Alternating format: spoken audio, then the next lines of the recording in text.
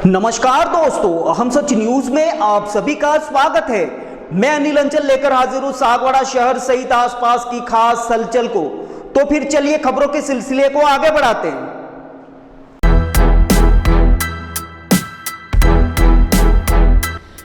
शौर्य foundation द्वारा व्यापक पैमाने पर फर्जीवाड़ा और बेरोजगारों के साथ करोड़ों की ठगी का मामला अब धीरे धीरे तूल पकड़ता जा रहा है।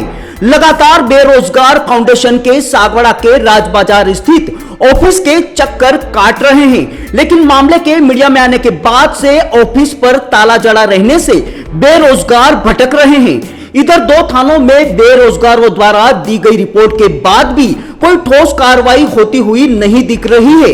ऐसे में बेरोजगारों का सब्र के साथ रोष और आक्रोश भी दिन ब दिन बढ़ता जा रहा है। शौर्य फाउंडेशन के फर्जीवाड़े और बेरोजगारों से की गई करोड़ों की ठगी की परतें जैसे जैसे खुल रही हैं, कई चौंकाने वाले सच भी सामने आ रहे हैं। सूत्रों की माने तो शौर्य फाउंडेशन के तार कई बड़े और प्रभावशाली लोगों से भी जुड़ते हुए प्रतीत हो रहे हैं। यही वजह है कि अभी तक कोई ठोस कार्रवाई नहीं हो सकी है।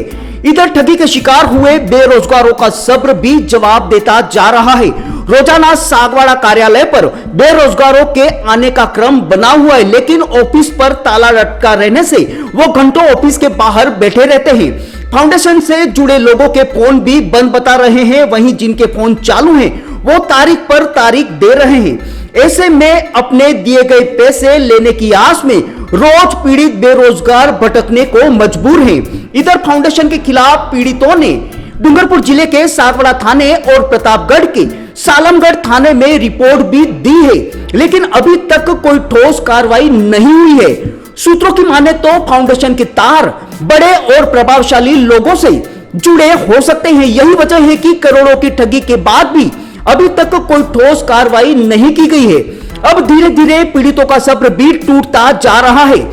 चूंकि रिपोर्ट में बताया गया है कि पीड़ितों ने ब्याज से पैसे लेकर और जेवर गिरवी रखकर पैसे दिए थे, जो अब फाउंडेशन के लोग वापस नहीं लौटा रहे हैं। आरोप है कि शौर्य फाउंडेशन नाम के एनजीओ ने बांसवाड़ा, डूंगरपुर और प्रतापगढ़ जिलों के अलावा उदयपुर, सिरोही, सलुंबर और जयपुर के स्कूलों में भी वॉलंटियर्स लगाने में फर्जीवाड़ा करके बेरोजगारों से भारी पैसा वसूला है।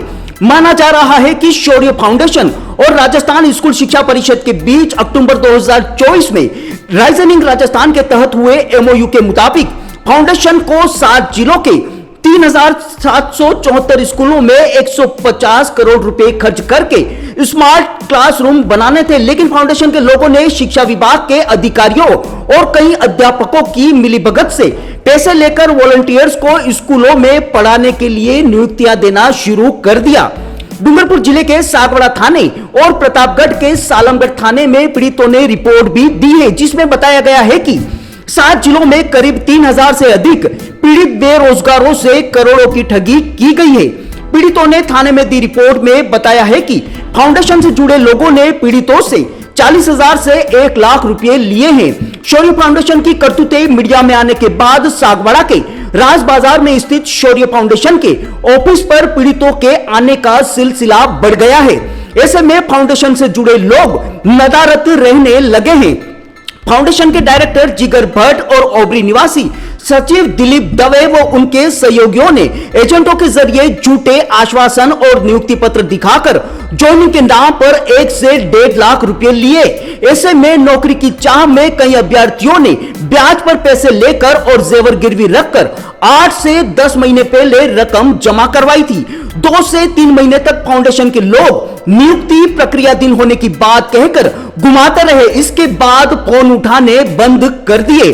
पीड़ितों के अनुसार शौर्य फाउंडेशन नाम के एनजीओ ने वॉलंटियर्स को पहले तो सर्वे के लिए लगाया, इसके बाद इन्हीं वॉलंटियर्स को बगैर अनुमति के सरकारी स्कूलों में पढ़ाई के काम में लगाना शुरू कर दिया।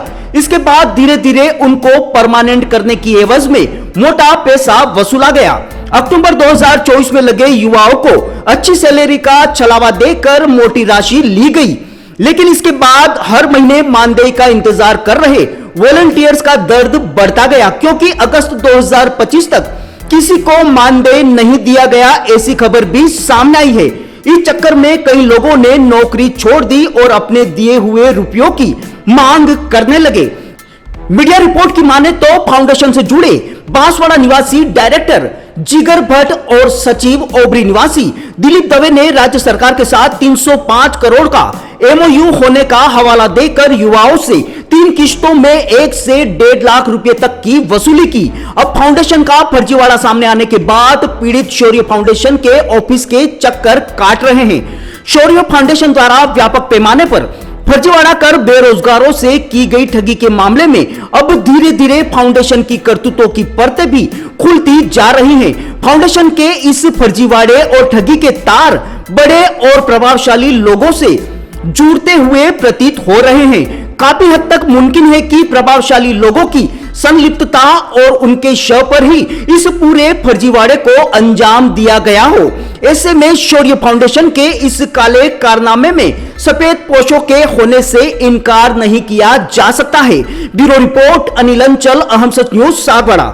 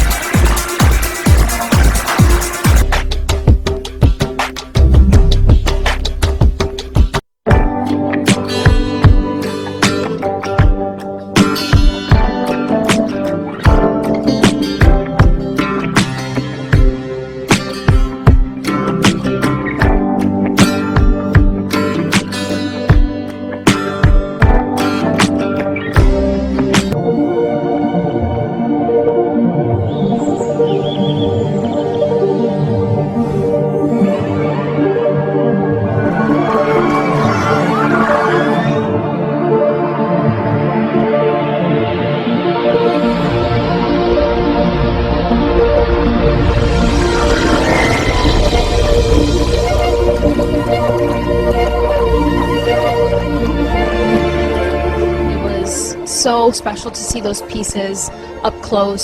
Sometimes I get to wear them, which is extra special, but there's so much craftsmanship and thought that gets put into these pieces, so I feel incredibly lucky. It's amazing as always, and it's more special because we're in Venice, so. I thought that the show was absolutely stunning. Some of the pieces are familiar to me, having worn them in the campaign, but I just thought Everything is just so amazing and dreamy. It's really an amazing night. As usual, the gemstones and the pieces that Lucia uses are so exquisite, but the design is so intentional. So I just thought that it took my breath away, honestly. I really felt the jewelry within the women, so that was spectacular to see. It was incredible to see such variety and such representation because, again, it being the Mediterranean, we see all sorts of skin tones and body types.